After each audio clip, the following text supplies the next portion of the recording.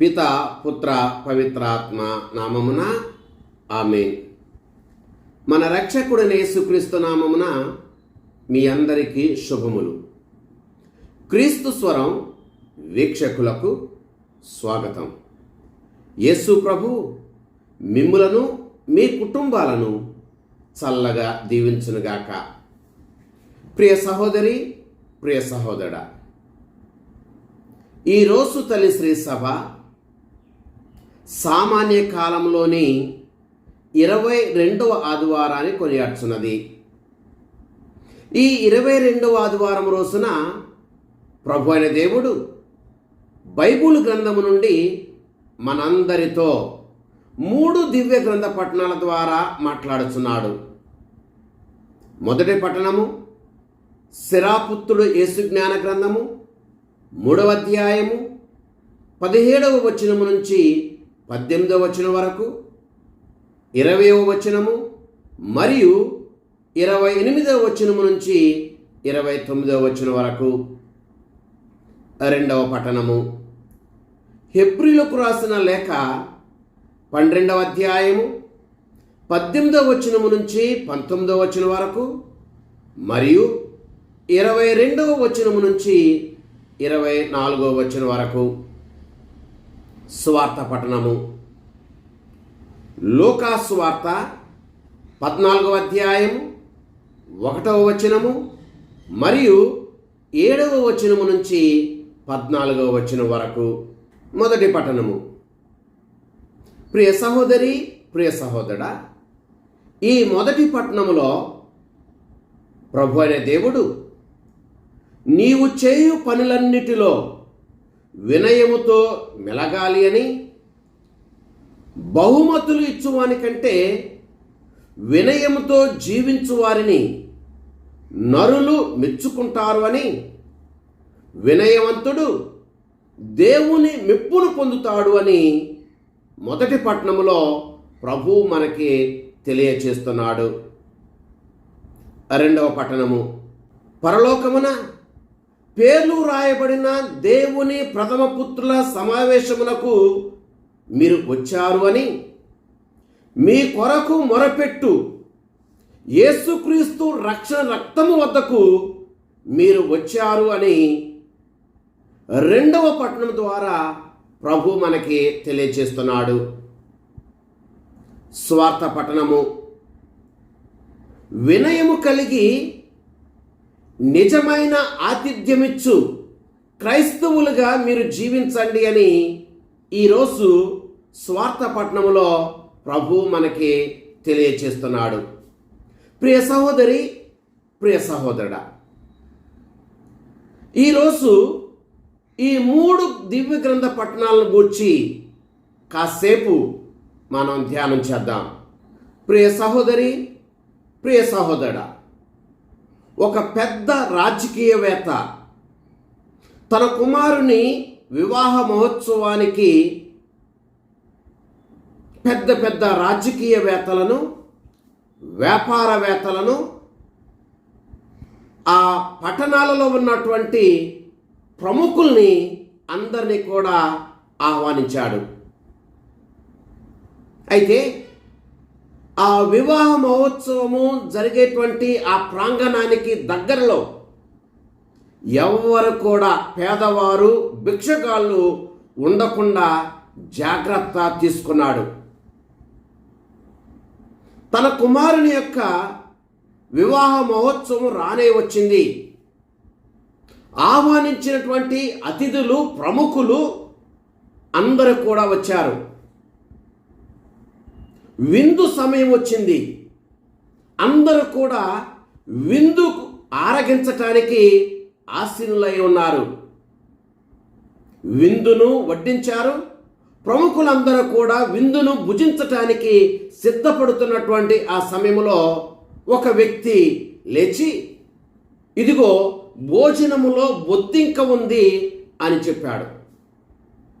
ఆ మాటలు వినగానే ఆ వచ్చినటువంటి ఆ వ్యాపారవేత్తలు, ఆ పెద్ద పెద్ద రాజకీయవేత్తలు, ఆ పట్టణ పెద్దలు అందరూ కూడా ఆ పంక్తి నుంచి లేచి విందును వడ్డించినటువంటి ఆ ప్లేట్లను అక్కడే వదిలివేసి ఆ రాజకీయవేత్తను నిందిస్తూ, దూషిస్తూ, శపిస్తూ వాళ్ళందరూ కూడా ఆ యొక్క వివాహపు మహోత్సవ ప్రాంగణము నుండి వెళ్ళిపోయారు.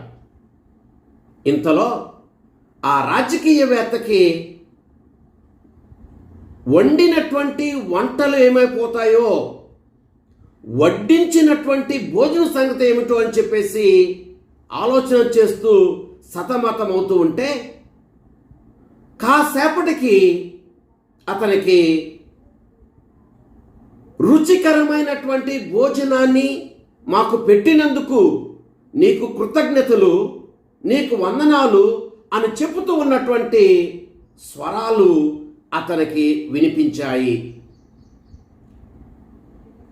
ఆ స్వరం పేద ప్రజల భిక్షగాళ్ళ యొక్క స్వరం. ఏ ప్రముఖులైతే ఆ వివాహ మహోత్సవానికి ఆహ్వానించబడ్డారో ఆ ప్రముఖులు నిందిస్తూ, దూషిస్తూ, విమర్శిస్తూ ఆ భోజనాన్ని అక్కడే వదిలిపెట్టి వెళ్ళిపోగా, ఏ వ్యక్తులైతే ఆ ప్రాంగణానికి దగ్గరగా ఉండకూడదని చెప్పేసి అనుకున్నాడో ఆ పేద ప్రజలే, ఆ భిక్షగాళ్ళే ఆ రాజకీయవేత్తను ఆశీర్వదిస్తూ, నమస్కరిస్తూ, కృతజ్ఞత తెలుపుతూ వాళ్ళు ఆ యొక్క రాజకీయవేత్తకి వందనాలు తెలియచేశారు. ప్రియ సహోదరి, ప్రియ సహోదరా, అప్పుడు ఆ పెద్ద రాజకీయవేత్తకే అర్థమైంది, తనకున్నటువంటి ఆ అహంకారము బట్టి, ఆ గర్వము బట్టి ఈ రీతిగా దేవుడు తనకొక గుణపాఠాన్ని నేర్పించాడు అని గ్రహించాడు. ప్రియ సహోదరి, ప్రియ సహోదరుడా, ఈరోజు మనం వింటూ ఉన్నటువంటి 3 దివ్య గ్రంథ పట్టణాలు కూడా మనకి 2 సందేశాలను ఇస్తూ ఉంది. నెంబర్ 1 వినయం, నెంబర్ 2 నిజమైన ఆతిథ్యం. ఇప్పుడు మనం మొదటి సందేశం వినయము గూర్చి బైబిల్ గ్రంథాన్ని మనం ఆధారం చేసుకుని కాసేపు ధ్యానం చేద్దాం. నెంబర్ 1 వినయం. ప్రతి క్రైస్తవునికి తన జీవితంలో వినయము అనేటువంటిది అత్యవసరం. ఇటువంటి వినయవంతుల్ని నరులు మెచ్చుకుంటారు, దేవుడు మెచ్చుకుంటాడు.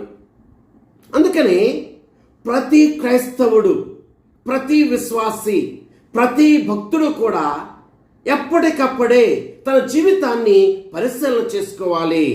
దేవుని ఎదుటను, నరుల ఎదుటను నేను వినయవంతుడిగా జీవిస్తున్నానా అని. అందుకనే మన జీవితంలో ఎందుకు వినయం అనేటువంటిది అత్యవసరమో కాసేపు మనం ఒక 5 విషయాల ద్వారా ధ్యానం చేద్దాం. నెంబర్ 1 వినయము వలన మనము దేవుని కృపను పొందుతాము. యాకోబు గారు రాసినటువంటి లేఖ 4వ అధ్యాయము 6వ వచనములో ప్రభు మనతో ఇలా మాట్లాడుతున్నాడు. ఆయన తన కృపను ఎక్కువగా మనకు ఇచ్చును. ఎలైనా దేవుడు అహంకారులను ఎదురించును, వినమ్రులకు తన కృపను అనుగ్రహించును అని. ప్రియ సహోదరి, ప్రియ సహోదరుడా, వినయము వలన మనం దేవుని కృపను పొందుతాము. వినయము కలిగినటువంటి వ్యక్తుల జీవితాలను దేవుడు తన కృపావరాలతో నింపుతాడు. మనము దేవుని కృపావరాలతో నింపబడాలంటే ఇటు నరుల ఎదుటను, దేవుని ఎదుటను మనము వినయం కలిగి జీవించాలి. నెంబర్ 2 వినయవంతులను దేవుడు లేవనెత్తుతాడు, ఉద్ధరిస్తాడు. పేతురు గారు రాసినటువంటి మొదటి లేఖ 5వ అధ్యాయము 6వ వచనములో ప్రభువు మనతో ఇలా మాట్లాడుతున్నాడు. శక్తివంతమైన దేవుని హస్తమునకు మీరు వినమ్రులు కండు, అప్పుడు యుక్త సమయమున దేవుడు మిమ్ములను ఉద్ధరించును అని. ప్రియ సహోదరి, ప్రియ సహోదరా, మనం ఎప్పుడైతే మన తోటి వారి ఎదుటను దేవుని ఎదుటను వినమ్రులై మనం జీవిస్తామో అటువంటి మనలను దేవుడు లేవనెత్తుతాడు, అటువంటి మనలను దేవుడు ఉద్ధరిస్తాడు, అటువంటి మనలను దేవుడు వృద్ధి చేస్తాడు. కనుక వినయము కలిగి జీవిద్దాం. నెంబర్ 3, వినయవంతుల ప్రార్థనను దేవుడు ఆలకిస్తాడు. రాజుల దినచర్యలు 2వ గ్రంథము 7వ అధ్యాయము 14వ వచనములోను, లూకాసు వార్త 18వ అధ్యాయము 14వ వచనములోను ప్రభు ఇలా మనకి సెలవిస్తూ ఉన్నాడు. వినమ్ర ప్రార్థనను దేవుడు ఆలకిస్తాడు అని. వినయముతో దేవుని సన్నిధికి వెళ్ళి తల ఎత్తుటకైనను సాహసింపక రొమ్ము బాదుకుని, ఓ దేవా ఈ పాపిని క్షమించు అని ప్రార్థన చేసిన సుంకరి ప్రార్థనను ఆలకించాడు. ప్రియ సహోదరి, ప్రియ సహోదరా, మన ప్రార్థనలను కూడా దేవుడు ఆలకించాలంటే, మన ప్రార్థనలను కూడా దేవుని సన్నిధికి ధూపములాగా చేరాలంటే నరుల ఎదుటను దేవుని ఎదుటను మనము వినయముతో జీవించాలి. నెంబర్ 4, వినయవంతులను గౌరవముతో, సంపదలతో, దీర్ఘాయుస్సుతో దేవుడు దీవిస్తాడు. సామెతల గ్రంథము 22వ అధ్యాయము 4వ వచనములో ప్రభు మనందరితో ఇలా మాట్లాడుచున్నాడు. వినయము దైవభీతి కలవాడు సంపదలను, గౌరవమును, దీర్ఘాయువును పొందును అని. ప్రియ సహోదరి, ప్రియ సహోదరా, మనము ఈ భూలోకములో గౌరవాన్ని పొందాలి అంటే, మనకు కావలసినటువంటి సంపదలను పొందాలి అంటే, మనం ఆశించినటువంటి దీర్ఘాయువును మనం అనుభవించాలి అంటే, మన తోటి వారి ఎదుట, దేవుని ఎదుట మనము వినయం కలిగి జీవించాలి. నెంబర్ 5, వినయవంతులు దేవుని రాజ్యమునకు వారసులు అవుతారు. మత్తయి సువార్త 18వ అధ్యాయము 4వ వచనములో ప్రభు ఇలా అంటున్నాడు, తనను తాను తగ్గించుకుని ఈ బాలుని వలె వినయవంతుడిగా రూపొందువాడే పరలోక రాజ్యమున గొప్పవాడు అని అంటున్నారు. మత్తయి సువార్త 5వ అధ్యాయము 3వ వచనంలో ప్రభు అంటున్నాడు, దీనాత్ములు ధన్యులు, దైవ రాజ్యము వారిది అని. ప్రియ సహోదరి, ప్రియ సహోదరుడా, మనం ఈ భూలోకములో ఏమి చేసినా, ఏ పుణ్యం చేసినా, ఏ మంచి కార్యం చేసినా మన యొక్క లక్ష్యము ఒకటే, దైవ రాజ్యమునకు వారసులు కావాలి అని, పరలోక రాజ్యము చేరాలి అని. మనము ఆ పరలోక రాజ్యం చేరాలంటే, ఆ దైవ రాజ్యానికి వారసులు కావాలంటే తప్పకుండా మనం మన తోటి వారి ఎదుట, దేవుని ఎదుట వినయం కలిగి మనం జీవించాలి. ప్రియ సహోదరి, ప్రియ సహోదరుడా, ఇప్పుడు మనం ధ్యానం చేసినటువంటి ఈ 5 విషయాలను బట్టి ఒక్కసారి మనం పరిశీలన చేసుకుందాం. నిజంగా మనము ఎంత కలిగి ఉన్నా, ఏ స్థితిలో ఉన్నా, ఎంత సంపద ఉన్నా, ఏ అధికారం ఉన్నా, ఎన్ని మేడల మిద్దులున్నా, ఎంత ధనము ఉన్నా, మన తోటి వారి ఎదుట, దేవుని ఎదుట మనము వినయవంతులుగా జీవిస్తున్నామా పరిశీలన చేసుకుని, అటువంటి వినయముతో జీవించే మంచి మనస్సును మనకు ఇవ్వమని ప్రార్థన చేసుకుందాం. ప్రియ సహోదరి, ప్రియ సహోదరుడా, వినయవంతులను దేవుడు ఉద్ధరిస్తాడు అని, లేవనెత్తుతాడు అని, పరలోక రాజ్యమునకు వారసులను చేస్తాడని, దీవిస్తాడు అని మనం ఇప్పుడు కొద్ది నిమిషాల పాటు ధ్యానం చేద్దాం. నెంబర్ 1, మోషే. మోషే వినయవంతుడు. ఇటువంటి వినయవంతుణ్ణి దేవుడు లేవనెత్తి తన దైవ రాజ్యములో వినియోగించుకున్నాడు. సంఖ్యాకాండము 12వ అధ్యాయము 13వ వచనములో వినయవంతుడైన మోషేను గూర్చి ప్రభు ఇలా అంటున్నాడు, భూమి మీద సంచరించు నరులందరిలోనూ మోషే మహా వినయవంతుడు అని. మన గూర్చి కూడా ప్రభు అలా చెప్పగలగాలి. అట్టి రీతిగా వినయముతో జీవించటం నేర్చుకుందాం. నెంబర్ 2, సుంకరి. సుంకరి మానవ దృష్టిలో పాపాత్ముడే, కానీ పశ్చాత్తాపపడి పరివర్తన చెంది ఆయన వైపు కన్నులెత్తి చూడటానికి కూడా సాహసించలేక రొమ్ము బాదుకొనుచు వినయముతో ప్రార్థన చేస్తే ఆ సుంకరిని దేవుడు లేవనెత్తాడు. ఆ సుంకరిని నీతిమంతునిగా లేవనెత్తి అతని ప్రార్థన ఆలకించాడు. లోకాసు వార్త 18వ అధ్యాయము 13వ వచనములో ప్రభువు ఈ విషయాన్ని మనకు తెలియజేస్తున్నాడు. కనుక వినయవంతుల ప్రార్థనని ప్రభువు తప్పకుండా ఆలకిస్తాడు. నెంబర్ 3, మరియ తల్లి. మరియ తల్లి నరుల ఎదుటను దేవుని ఎదుటను వినయవంతురాలుగా జీవించింది. అందుకనే ఆమెను ఉన్నతమైన స్థితికి ఆయన లేవనెత్తాడు. లోకాసు వార్త 1వ అధ్యాయము 52వ వచనములో మరియ తల్లి ప్రభువును గూర్చి ఇలా స్తుతించింది, ఆయన అధిపతులను ఆసనము నుండి పడద్రోసి దీనులను లేవనెత్తును అని. మరియ తల్లిని ప్రభువు అలా లేవనెత్తాడు. ప్రియ సహోదరి, ప్రియ సహోదరుడా, మనం ఉన్నటువంటి స్థితి ఎటువంటిదైనా ఆ స్థితి నుండి మనం లేవనెత్తబడాలంటే దేవుని ఎదుట, నరుల ఎదుట మనము వినయము కలిగి జీవిద్దాం. నెంబర్ 4, దావీదు.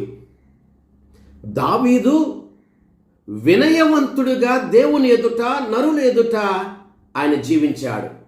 అందుకనే తన కుటుంబమే, తన తండ్రే తనను అసలుకి గుర్తించకపోయినప్పటికీ దేవుడు పొలములో గొర్రెలను మందను కాచుకుంటున్నటువంటి ఆ దావీదుని రాజుగా ఆయన లేవనెత్తాడు. సమూయేలు మొదటి గ్రంథము 16వ అధ్యాయము 12వ వచనము 45వ వచనములో సమూయేలుతో ప్రభు ఇలా అంటున్నాడు, నేను ఎన్నుకున్నవాడు ఇతడే, ఇతనిని అభిషేకించుము అని. అందుకని ఈ దావీదు మహావినయవంతుడు కాబట్టి తన సింహాసనాన్ని కూడా ప్రక్కన పెట్టేసి, తను ఉన్నటువంటి స్థితిని కూడా ప్రక్కన పెట్టేసి దేవుని మందస్సము ఎదుట ఒక సామాన్యమైనటువంటి వ్యక్తిగా నాట్యమాడాడు, డాన్స్ చేశాడు. ఈ విషయాన్ని మనం సమూయేలు 2వ గ్రంథము 6వ అధ్యాయము 14వ వచనములో మనం వింటూ ఉన్నాము. కనుక దావీదులాగా దేవుని ఎదుట వినయము కలిగి జీవిస్తే దావీదును లేవనెత్తినట్లే మనల్ని కూడా దేవుడు లేవనెత్తుతాడు. నెంబర్ 5, యోషయ్య. యోషయ్య దేవుని ఎదుట వినయవంతుడిగా జీవించాడు. వినయముతో తన పాపపు స్థితిని ఒప్పుకున్నాడు. వినయముతో తాను పాపాత్ముల మధ్యన నివసిస్తున్నాను అని ఒప్పుకున్నాడు. వినయముతో తన నోటి నుండి వచ్చే ప్రతి మాట కూడా పాపపు మాటే అని అంగీకరించాడు. అటువంటి యెషయాను దేవుడు తన ప్రవక్తగా లేవనెత్తాడు. యెషయా గ్రంథము 6వ అధ్యాయము 5వ వచనములో యెషయా తన వినయాన్ని ఇలా ప్రదర్శించాడు. నేను చెడితిని కదా, నా నోటి నుండి వెలువడు అన్నీయు అపవిత్రమైన మాటలే, అపవిత్రమైన మాటలు మాట్లాడు ప్రజల నడుమ నేను జీవిస్తున్నాను అని అన్నాడు. ప్రియ సహోదరి, ప్రియ సహోదరా, మనము కూడా యెషయా లాగానే దేవుని ఎదుట వినయము కలిగి జీవిస్తే యెషయాను దేవుడు ఒక ప్రవక్తగా లేవనెత్తినట్లుగానే మనలను కూడా మనం ఉన్నటువంటి స్థితి నుండి దేవుడు లేవనెత్తుతాడు. కనుక ప్రియ సహోదరి, ప్రియ సహోదరా, మన అనుదిన జీవితంలో మనము లేవనెత్తబడాలంటే, దీవించబడాలంటే, ఉద్ధరించబడాలంటే మనము ఒక మోషేలాగా, ఒక సుంకరిలాగా, ఒక మరియతల్లిలాగా, ఒక దావీదులాగా, ఒక యెషయాలాగా దేవుని ఎదుట వినయము కలిగి జీవిద్దాం. ప్రియ సహోదరి, ప్రియ సహోదరా, చిన్న ఉదాహరణ ద్వారా మనము ఎలా దేవుని ఎదుట వినయము కలిగి జీవించాలో తెలుసుకుందాం. ప్రకృతిని ఒకసారి గమనిద్దాం. వరి కంకె నిండుగా పండినప్పుడు ఆ కంకె క్రిందకి వంగిపోతుంది. నిండుగా పండిన కంకు మాత్రమే క్రిందికి వంగి ఉంటుంది. తాళి తప్పలతో ఉన్నటువంటి కంకి మాత్రం నిటారుగానే నిలబడి ఉంటుంది. అలాగే కొబ్బరి చెట్టును మనం గమనిద్దాం.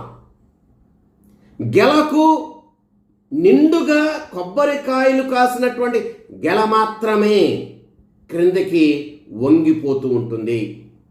కానీ ఏ కాయ లేనటువంటి ఆ పువ్వుతో ఉన్నటువంటి అది మాత్రము నిటారుగా మాత్రమే ఉంటుంది. కనుక మనం గమనిద్దాం. గర్వముతో ఉన్నట్లయితే పతనము తప్పదు అని, వినయముతో ఉన్నట్లయితే ఉద్ధరించబడతాము అని మనము గమనించి దేవుని ఎదుట, నరుల ఎదుట వినయం కలిగి జీవిద్దాం. ప్రియ సహోదరి, ప్రియ సహోదరా, ఒక గ్లాసును గమనిద్దాం. నీటితో నిండుగా నిండి ఉన్నటువంటి ఒక గ్లాసును, ఖాళీగా ఉన్నటువంటి ఒక గ్లాసును మనం గమనిద్దాం. నీటితో నిండుగా ఉన్నటువంటి ఆ గ్లాసు ఏ కోశను కూడా ఇంకా కొంచెం నీటిని అది స్వీకరించలేదు. కానీ ఖాళీగా ఉన్నటువంటి గ్లాసు మాత్రమే మనం పోసేటువంటి నీటిని స్వీకరిస్తుంది. ఆ రీతిగానే గర్వంతో నిండి ఉన్నటువంటి వ్యక్తి దేవుని వరాలను స్వీకరించలేడు. వినయముతో ఉన్నటువంటి వ్యక్తి మాత్రమే దేవుని వరాలను అధికముగా స్వీకరించగలుగుతాడు. కనుక గర్వాన్ని ప్రక్కన పెట్టి వినయముతో జీవిద్దాం. ప్రియ సహోదరి, ప్రియ సహోదరా, ఇప్పుడు మనం ప్రభు మనకిస్తూ ఉన్నటువంటి 2వ సందేశం గురించి ధ్యానం చేద్దాం. నిజమైన ఆతిథ్యము. ప్రియ సహోదరి, ప్రియ సహోదరా, ఈనాటి స్వార్థ పట్టణములో లోకా స్వార్థ 14వ అధ్యాయం 13వ వచనములో ప్రభు ఇలా అంటున్నాడు, నీవు విందు చేయునప్పుడు పేదలను, వికలాంగులను, కుంటివారిని, గుడ్డివారిని పిలువుము, వారు నీకు ప్రతిఫలము ఇయ్యలేరు అని. ప్రియ సహోదరి, ప్రియ సహోదరుడా, ఈ మాట ద్వారా ప్రభు మనందరికీ ఇస్తున్నటువంటి సందేశం ఏమిటంటే, మనం సమయాన్ని హెచ్చించిన, ధనాన్ని హెచ్చించిన, శక్తిని హెచ్చించిన, ఏదైనా మనం ఇచ్చినా, ఏదైనా సేవ చేసినా ప్రతిఫలము ఆశించకుండా నిస్వార్థముగా వీటిని మనం చేయాలి. ఇదే ప్రభువు మనకిస్తున్నాడు. ఇలా చేసినప్పుడే మనము నిజమైన ఆతిథ్యాన్ని ఇచ్చిన వారం అవుతాం. అలా కాకుండా ప్రతిఫలాన్ని ఆశిస్తూ స్వార్థముతో ఏదైనా చేస్తే అది నిజమైన ఆతిథ్యము కాదు అని ప్రభు స్పష్టంగా మనకు తెలియజేస్తున్నాడు. అందుకనే యేసుక్రీస్తు ప్రభువే ఈ విషయంలో మనకు చక్కటి ఆదర్శాన్ని ఇచ్చి ఉన్నాడు. ఈ విషయాన్ని మనం కాసేపు ధ్యానం చేద్దాం. ప్రియ సహోదరి, ప్రియ సహోదరుడా, ఈనాటి సువార్త పట్టణంలో యేసు ప్రభువు మాట్లాడుతున్నటువంటి ఆతిథ్యం లేక విందు దివ్య సప్రసాదము లేదా దివ్య బలి పూజ. అందుకని ఈ దివ్య బలి పూజకి, ఈ దివ్య సప్రసాదానికి పేదవారిని, వికలాంగులను, కుంటివారిని, గుడ్డివారిని ఆయన ఆహ్వానిస్తున్నాడు. ఈ విషయాన్ని మనం ఇంకా లోతుగా ధ్యానం చేద్దాం. నెంబర్ 1, మనమందరము పేదవారమే. నైతిక విలువలలో పేదవారమే, పవిత్రతలో పేదవారమే, మంచి చేయటములో పేదవారమే. అయినప్పటికీ ఆయన తన పవిత్ర బలి పూజకు, తన పవిత్ర విందుకు మనలను ఆహ్వానిస్తూ ఉన్నాడు. నెంబర్ 2, ప్రభువు మాట్లాడినటువంటి కుంటివారము మనమే. మనమందరము కుంటివారమే. మనమందరము మన పాపాలతో, మనమందరము మన బలహీనతలతో, మనమందరము మన దోషాలతో కుంటివారమే. అయినప్పటికీ యేసుక్రీస్తు ప్రభు నిత్యము కూడా తన పవిత్ర బలి పూజకు, తన పవిత్ర విందుకు మనలను ఆహ్వానిస్తూనే ఉన్నాడు. నెంబర్ 3, ఈరోజు యేసు ప్రభు మాట్లాడుతున్నటువంటి వికలాంగులు మనమే. మనమందరము వికలాంగులమే. మనమందరము ఇవ్వటములో వికలాంగులమే, త్యాగాలు చేయటములో వికలాంగులమే, మంచి చేయటములో వికలాంగులమే, క్షమించటములో వికలాంగులమే, అర్థము చేసుకోవటములో కూడా వికలాంగులమే. అయినప్పటికీ ఆయన తన పవిత్ర బలి పూజకు, తన పవిత్ర విందుకు మనలను ఆహ్వానిస్తూనే ఉన్నాడు. నెంబర్ 4, ఈరోజు యేసు ప్రభు మాట్లాడుతున్నటువంటి గుడ్డివారు మనమే. మనమందరము గుడ్డివారమే. అవసరములలో ఉన్నటువంటి వారి యొక్క అవసరతలను చూడటంలో గుడ్డివారమే. ఇతరుల యొక్క మంచితనాన్ని చూడటంలో గుడ్డివారమే. ఇతరులను ఆదుకోవటంలో గుడ్డివారమే. అటువంటి మనల్ని యేసుక్రీస్తు ప్రభు తన పవిత్ర బలి పూజకు, తన పవిత్ర విందుకు నిత్యము ఆహ్వానిస్తూనే ఉన్నాడు. అందుకనే యేసు ప్రభు ఈనాటి స్వార్థ ద్వారా మనందరికీ ఆయనలాగా జీవించాలి అని పేదలను, దరిద్రులను, దీనులను, వికలాంగులను, కుంటివారిని, గుడ్డివారిని ఆదరించటములో, సేవ చేయటములో, ప్రేమించటములో, క్షమించటములో ఆయనలాగా మనము జీవించాలని మనకి ఆయన ఒక సవాల్ విసురుతూ ఉన్నాడు, ఒక ఛాలెంజ్ విసురుతూ ఉన్నాడు. కనుక ఆయనలాగా జీవించడానికి, ఏది ఆశించకుండా నిస్వార్థముగా మన క్రైస్తవ జీవితాన్ని జీవించడానికి నీవు నేను సిద్ధమేనా? ప్రశ్న వేసుకుందాం. కనుక ప్రియ సహోదరి, ప్రియ సహోదరుడా, ప్రభువు ఈరోజు మనందరిని కోరుకునేది ఇదే. నెంబర్ 1, మనం చేసే పనులలో స్వార్థం ఉండకూడదు. మనం ఏదైనా పని చేస్తే మెప్పు కోసం చేస్తాం, పొగడ్తల కోసం చేస్తాం, చప్పట్ల కొరత చేస్తాం, లాభాన్ని ఆశిస్తూ చేస్తాం. ఇది ఇలా చేయకూడదు అని ప్రభు ఈరోజు మనకి సందేశాన్ని ఇస్తున్నాడు. నెంబర్ 2, మనము చేసే పనులలో, పేదలలో మనం యేసు ప్రభుని చూడాలి. మత్తయి సువార్త 25వ అధ్యాయము 40వ వచనంలో మదర్ తెరేసా అలాగే చేసింది. తను చేసే పనులలో, ఇతరులలో యేసు ప్రభుని చూసింది. మనము కూడా అలాగే నిస్వార్థంగా మనం ఆతిథ్యం ఇవ్వాలి. నెంబర్ 3, ఈ లోకం మనకిచ్చే బహుమానం కన్నా పరలోక బహుమానం చాలా గొప్పది. ఈ లోకంలో పొగడ్తలు కావచ్చు, భజనలు కావచ్చు, చప్పట్లు కావచ్చు, అధికారం కావచ్చు, ఇవేవి కూడా శాశ్వతం కాదు. ప్రభు మనకిచ్చే పరలోక బహుమానమే శాశ్వతం. అందుచేత నిస్వార్థంగా నిజమైన ఆతిథ్యాన్ని మనం ఇవ్వాలి. నెంబర్ 4, పరలోక రాజ్యం అనగా దేవుడే పేదలను, దరిద్రులను, దీనులను, కుంటివారిని, గుడ్డివారిని గౌరవిస్తుంది, గౌరవిస్తాడు. ప్రత్యేకమైన స్థానం దేవుని యందు వారికి ఉంది. కనుక మనం వినయము కలిగి నిజమైన ఆతిథ్యం ఇచ్చే నిజమైన క్రైస్తవులుగా జీవిద్దాం. ఆ ప్రభువు మనలందరినీ చల్లగా దీవించునుగాక. ఆమేన్. పిత, పుత్ర, పవిత్రాత్మ నామమున ఆమేన్.